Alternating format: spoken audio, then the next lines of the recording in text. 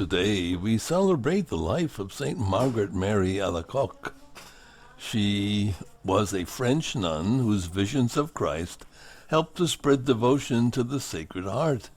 She was born in 1647.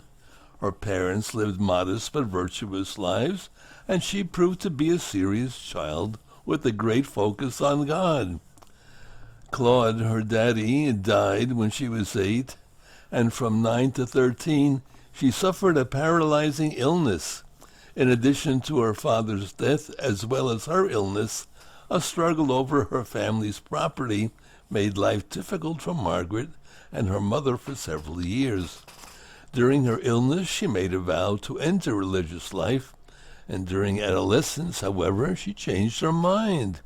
For a period of time, she lived a relatively ordinary life, enjoying the ordinary social functions of her day. However, her life changed in response to a vision she saw one night while returning from a dance, in which she saw Christ being scourged. Margaret believed she had betrayed Jesus by pursuing the pleasures of the world rather than her religious vocation, and at the age of 22, she decided to enter the convent. So, 2 days after Christmas, 1673, Margaret experienced Christ's presence in an extraordinary way while at prayer. She heard Christ explain that he desired to show his love for the human race in a special way by encouraging devotion to the heart that so loved mankind.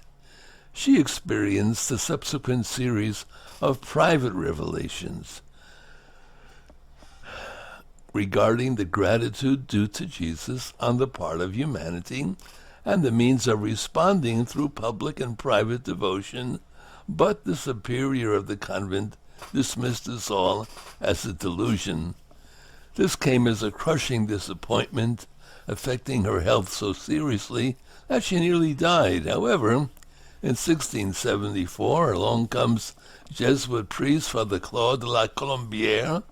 As Margaret's spiritual director, he believed her testimony and chronicled it all in writing.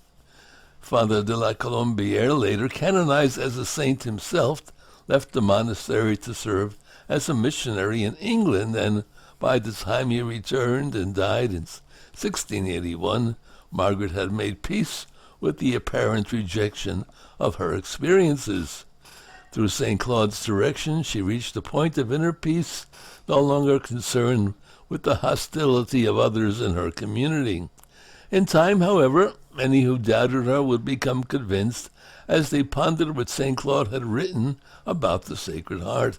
Eventually, her own writings and the accounts of her would face a rigorous examination by church officials. By that time that occurred, however, St. Margaret Mary Alacoque had already gained what she desired, to lose myself in the heart of Jesus.